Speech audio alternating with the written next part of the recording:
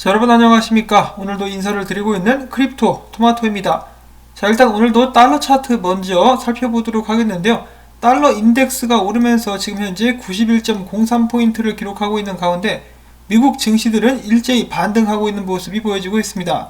반면에 금 같은 경우 최근에는 전혀 힘을 쓰지 못한 상태에서 동네 북처럼 지속적으로 얻어 터지고 있습니다. 자, 그 반면에 자랑스러운 비트코인 같은 경우는 역경을 이겨내고 고난과 싸우면서 48,000달러까지 반등한 늠름한 모습을 보여주었습니다. 자, 그와 동시에 여러 알트코인들도 저마다 나도 한 가닥 한다라는 듯이 30% 이상 반등해준 코인들도 어렵지 않게 찾아볼 수가 있었는데요. 자, 과연 비트코인의 지속적인 반등은 계속될 수 있을 것인가? 아니면은 이런 움직임은 데드캣에 불과한 것일까? 오늘도 나온 소식들을 한 번씩 쫙 훑어보도록 하겠습니다. 자, 오늘 첫 번째 소식은 뉴욕주 검찰총장에 관련된 것인데요. 뉴욕주 검찰총장이 공개적으로 암호화폐 시장은 투기 거품 및 범죄 남용에 영향을 받기 쉬운 하이리스크 시장이다, 고위험 및 불안정한 시장이다 라고 하면서 암호화폐 시장을 질타하는 그런 발언을 하기도 했다고 합니다. 자, 근데 이런 사람들이 전혀 이해를 못하는 것인지는 모르겠지만은 본인들이 나서가지고 사건 사고를 만들죠. 그래가지고 파장을 일으켜가지고 이 시장을 더욱더 불안정하게 만든다는 것을 인지하지 못하는 것인지 지들도 난리법석의 한 몫을 하면서 꼭 이런 말들을 하더라고요. 범죄에 관련된 것이 아니라면 자유시장은 그냥 내버려두면 됩니다. 그러면 알아서 정화가 되고 성장할 것은 성장하고 쇠퇴할 것은 쇠퇴하게 되겠죠. 뉴욕주 검찰총장은 이 흑인들이 한국인들을 공격하는 거나 좀 어떻게 막아줬으면 좋겠네요. 자, 그 다음에 중국 내이멍구 자치구에서 암호화폐 채굴 프로젝트를 중단시킬 예정이라고 합니다. 좋은 소식이죠? 중국 쪽에서는 아직도 이 채굴을 독차지하고 있기 때문에 중국 쪽에서 한 발자국 물러난다? 저는 긍정적이라고 봅니다. 자, 그 다음에 저번 달 기대하고 고대했었던 CME 이더리움 선물 시장이 첫 번째로 선을 보였었는데요. 안타깝게도 첫 번째 달은 이 캔들이 이렇게 나왔다라고 합니다. 굉장히 좀 암울한 그런 캔들이라고 볼 수가 있겠죠. 자, 그럼에도 불구하고 이더리움의 지금 현재 상태는 나쁘지 않다라고 유명 분석가 렉트 캐피탈은 이야기를 하고 있는데요. 자, CME 선물 시장 이 시점이 좀 안 좋았을 뿐이지 전체적인 차트로 봤을 때 이더리움 같은 경우는 최근에 이전 고점을 갱신하고 이번 하락을 통해서 지지 확인을 한 것이기 때문에 지금부터 지속적으로 상승할 수 있을 것이라고 합니다. 딱 봐도 전체적으로 봤을 때 나쁘지 않죠. 그렇기 때문에 이더리움의 선전을 앞으로 기대를 해보도록 하겠고, 그 다음에는 크립토 비트코인 크리스가 이 알트코인 시총 차트를 또 공유를 해줬는데요. 보시면은 과거와 반복되는 듯한 모습이 보여지고 있으면서 전체 알트코인 시장 시총이 늘어날 그런 조짐을 보여주고 있습니다. 정말 저번처럼 이런 식으로 전고를 깨고 쭉 올라가는 그런 모습이 나와줄 수 있으면 좋겠습니다. 그러면 지금 알트코인 투자하고 있는 사람들 떼부자 될 수가 있겠죠. 신나는 미래를 한번 기대해 보도록 하겠고, 자, 그 다음에 3월의 첫날 비트코인은 47,000달러, 지금은 8,000달러까지 회복했는데요. 이 상큼한 출발과 함께 전세계 대형 은행 중에 하나인 시티은행에서 이번에 비트코인 관련된 보고서를 제출을 하면서 비트코인의 현재 상황에 대해서 다음과 같이 이야기를 했다고 합니다. 테슬라, 마스터카드와 같은 기업들에 의해서 현재 비트코인은 주류로 가고 있는 거대한 변화의 시작점에 있을 수 있다. 자, 비트코인이 국제 무역에서 선호 통화가 되거나 혹은 투기적인 붕괴에 직면할 수 있는 티핑 포인트, 말 그대로 극단적인 한 방향으로 치우쳐질 수 있는 선택의 기로에 있다라고 이야기를 했다라고 합니다. 당연히 저는 국제 무역에서 환영받는 선호 통화가 될 수 있을 것이라고 생각을 합니다. 자, 사실 선호 통화보다는 궁극적인 가치 저장의 수단이 될 수 있을 것이라고 저는 믿고 있습니다. 자, 그런 의미에서 피델리티의 글로벌 매크로 책임자도 이야기를 하고 있죠. 비트코인 포트폴리오 편입 가치가 있다. 비트코인은 일종의 디지털 금으로 간주를 할 수가 있으며 인플레이션에 대한 보호수단이다. 비트코인의 제한된 공급은 비트코인만의 고유한 속성이다 라고 강조를 했다고 합니다. 사실 이 양아치 중에 양아치 JP모건 같은 경우도 최근에 1% 포트폴리오의 1%는 비트코인에 할당해도 된다라는 의견을 제시하기도 했었죠. 비트코인은 공급이 제한되어 있는데 수요가 계속해서 늘어나게 되면서 주류로 편입될 수 있다면 비트코인 가치는 올라갈 수밖에 없을 것입니다.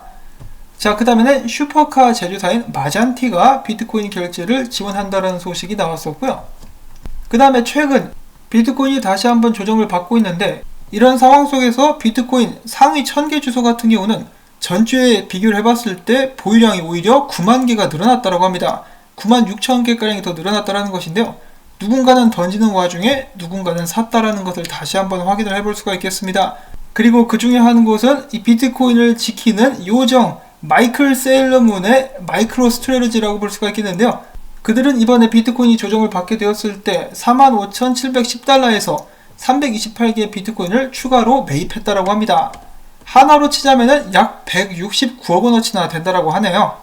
조정이 오면은 놓치지 않는다. 새롭게 비트코인을 매입한 마이크로 스트레러지라고 볼 수가 있겠는데요. 자, 이런 대기업 외에도 캐시앱 스퀘어에 따르면은 2020년 같은 경우는 캐시앱 상에서 300만 명이 비트코인 거래를 진행했다라고 합니다. 자, 1년에 300만 명이었었는데 2021년 같은 경우는 1월에만 100만 명 이상의 사용자가 비트코인을 구입했다라고 합니다. 자, 엄청난 급성장이라고 볼 수가 있겠는데요. 이런 움직임은 앞으로도 더욱더 가속화될 것이라고 저희가 예측을 해볼 수가 있겠습니다. 자, 그렇다면 비트코인은 왜 이렇게 인기가 많을까? 최근에 미국의 한 케이블 채널이죠. HBO 맥스에서 이 비트코인 지지자인 마이애미 시장 프란시스 수아레즈를 인터뷰를 했다라고 하는데요. 그 인터뷰를 통해서 이 수아레스 시장 같은 경우는 자신의 비트코인에 대한 의견을 다시 한번 공개적으로 밝히기도 했었다라고 합니다. 자, 일단 다큐멘터리의 진행자가 물어봤다라고 해요.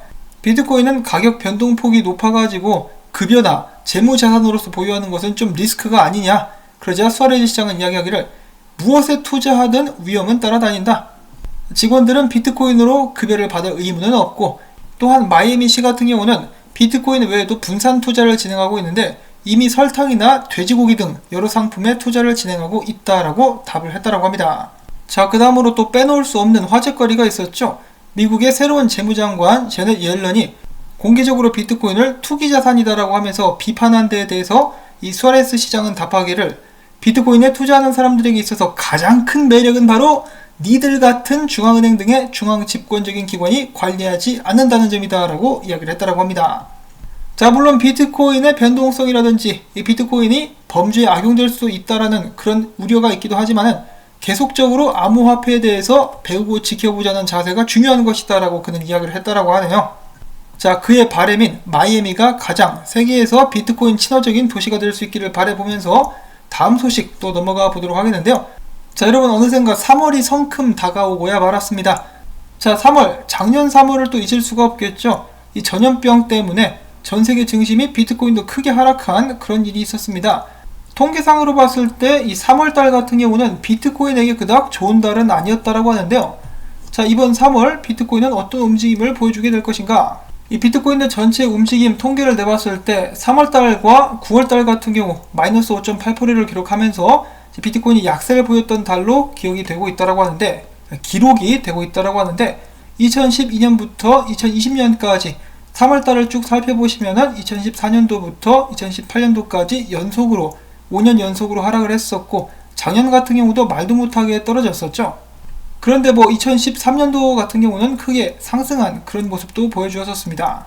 자, 그렇다면 과연 올해 3월달은 어떻게 될 것인가? 과거와는 여러가지로 좀 다른 상황에 놓여있는 비트코인이기 때문에 함부로 속단하지 말고 일단 지켜봐야 되겠죠. 자, 그런데 이 불안한 3월을 더욱더 불안하게 만든 소식이 한 가지가 나왔었습니다. 바로 이 골드만삭스가 다음 주부터 암호화폐 트레이딩 데스크를 재개하겠다라고 밝힌 것인데요.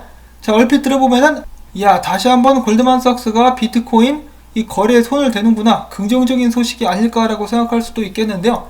피터 브렌트 같은 경우는 그 소식을 접하자마자 다음과 같은 차트를 공유했습니다.